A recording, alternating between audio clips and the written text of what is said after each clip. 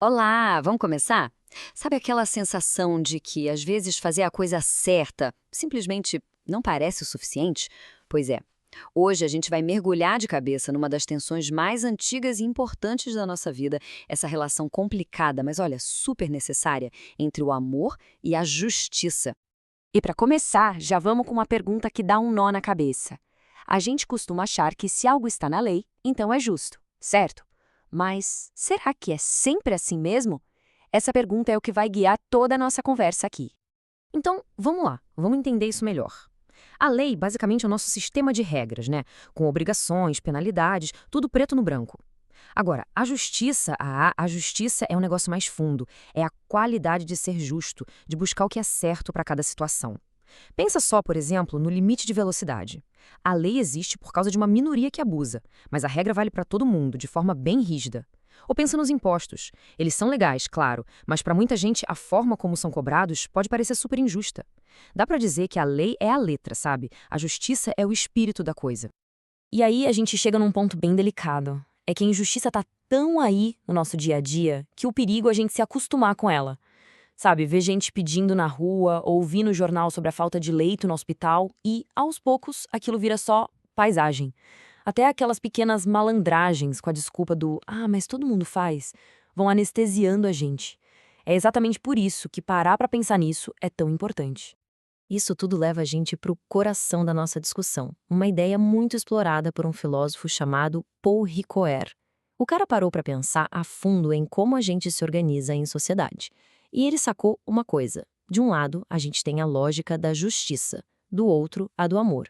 E à primeira vista, elas parecem funcionar de jeitos totalmente diferentes. A justiça, segundo Recorrer, opera na base do que ele chamou de lógica da equivalência. É bem simples de entender, na verdade. É a lógica do toma lá, dá cá. Tudo tem que ter reciprocidade, equilíbrio. Uma ação leva a uma consequência que é, digamos, do mesmo tamanho. É o mundo que a gente conhece bem, o do comércio, dos contratos, das leis, onde tudo tem que ser medido e pesado. E o resumo perfeito dessa lógica toda é a famosa regra de ouro, né? É a base da nossa convivência no dia a dia.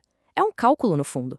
A gente trata os outros de um jeito porque, lá no fundo, espera receber o mesmo tratamento de volta. Bem direto ao ponto.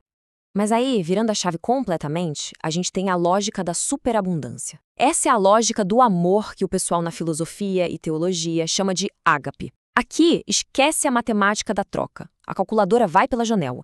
Não tem nada a ver com equilíbrio ou esperar algo de volta. É sobre dar. Dar sem medida. É uma lógica do excesso, sabe? Uma generosidade que transborda, que não cabe na conta. Então, com essas duas lógicas que parecem vir de planetas diferentes, a pergunta que fica é: e aí? Amor e justiça são inimigos? Como é que essas duas forças, uma que vive de cálculo e a outra de doação, podem morar no mesmo mundo, na mesma pessoa, na mesma sociedade? E é aqui que a coisa fica interessante de verdade. Porque a grande sacada é que amor e justiça não são opostos. Pelo contrário, eles são parceiros. E parceiros indispensáveis. Um precisa do outro, como se fossem as duas faces da mesma moeda, sabe? Eles estão numa conversa constante para se completar. E para entender por que essa parceria é tão vital, basta ver o que acontece quando a gente tenta separar os dois. Dá uma olhada. A justiça, quando tá sozinha, sem amor, vira uma coisa fria, só punição. É aquela mentalidade do olho por olho, que no final das contas só gera mais violência. Agora, do outro lado, o amor sem justiça, ele vira uma coisa ingênua, sabe? Um sentimento bonito, mas que não muda nada no mundo real. Não mexe nas estruturas que criam o sofrimento para começo de conversa. E aí que tá o pulo do gato. O amor entra como um corretivo para a justiça. Ele impede que a gente use a regra de ouro de um jeito egoísta, tipo, eu te dou isso para você me dar aquilo, ou pior, para justificar a vingança. O amor meio que purifica a nossa intenção quando a gente busca o que é justo. Com amor na jogada, a motivação muda da água para o vinho. A gente para de agir pensando na troca e começa a agir como uma resposta a uma generosidade que a gente já recebeu. A lógica vira outra. Não é mais eu dou para receber, mas sim, porque me foi dado, eu também dou. É uma virada de chave, fundamental. Ok, a teoria é sensacional, né? Mas como é que essa parceria funciona na prática, no mundo real? Bom, vamos ver isso em ação com alguns exemplos que são, olha, muito poderosos. Primeiro, vamos pegar aquela história bem conhecida da mulher acusada de adultério. A lei da época era clara, não tinha meio termo. A pena era o apedrejamento. A justiça, na sua forma mais pura, mais fria e dura, estava ali, prontinha para ser executada. E aí que vem o ponto genial da história. Jesus não chega e fala, essa lei tá errada ou ela não fez nada. Não, ele coloca o amor, na forma de misericórdia, dentro da equação. Ele desafia aquela justiça que só pensa em punir e a transforma em algo novo, uma justiça que quer restaurar, que dá para aquela mulher uma chance de recomeçar. Outro exemplo clássico é a parábola do bom samaritano. A gente tem ali o sacerdote e o levita, que seguem as regras da instituição deles à risca. As regras diziam que eles não podiam tocar num corpo que talvez estivesse morto. Eles seguiram a lei. Mas aí vem o samaritano, que era visto como um inimigo, um forasteiro, e ele age movido por compaixão. Pelo amor, ele não para perguntar quem é o cara caído, se ele merece ajuda, ele simplesmente age. Para quê? Para aliviar o sofrimento. Essas histórias também mostram que essa dupla, amor e justiça, é a arma mais forte que a gente tem contra a injustiça do dia a dia. Pensa no preconceito, aquele julgamento rápido, sem base, que a gente faz sobre os outros. E na discriminação, que é quando a gente pega esse preconceito e transforma em ação, tratando alguém mal por causa disso. O amor, quando entra em cena, nos força a enxergar a humanidade na outra pessoa. E fazendo isso, ele desmonta o preconceito antes mesmo que ele vire uma injustiça de verdade. Beleza, agora vamos dar um passo atrás e ampliar o foco. Como é que essa parceria entre amor e justiça funciona não só nas nossas atitudes pessoais, mas na sociedade como um todo, nas grandes estruturas? E para ajudar a gente a pensar nisso, o Rico Hell traz um último conceito que é muito, muito poderoso. Ele diz que a caridade, ou seja, o amor em ação, tem duas caras, duas dimensões. Vamos entender como isso funciona. Existe o que ele chama de rota curta, que é a do próximo.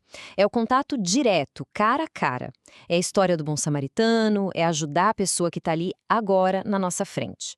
Mas também existe a rota longa, que é a dos sócios. Essa é sobre trabalhar para mudar os sistemas, as instituições, as leis, ou seja, mudar as coisas que criam aquela estrada perigosa onde as pessoas acabam sendo vítimas, para começo de conversa. E o ponto central é esse. Uma não adianta nada sem a outra. E essa citação do Ricoeur amarra tudo de um jeito perfeito. O sentido final de qualquer instituição, seja o governo, uma escola, uma empresa, não é ela existir para si mesma. É o serviço que ela presta para as pessoas de forma justa. As instituições são essa rota longa, o caminho pelo qual o amor e a justiça deveriam chegar para todo mundo. Então, o grande objetivo é esse. Usar essa parceria poderosa para construir o que a gente pode chamar de instituições justas. Instituições que não sejam só eficientes dentro da lei, mas que também tenham compaixão, que sejam justas de verdade, guiadas por um senso profundo de cuidado por cada pessoa que faz parte da sociedade.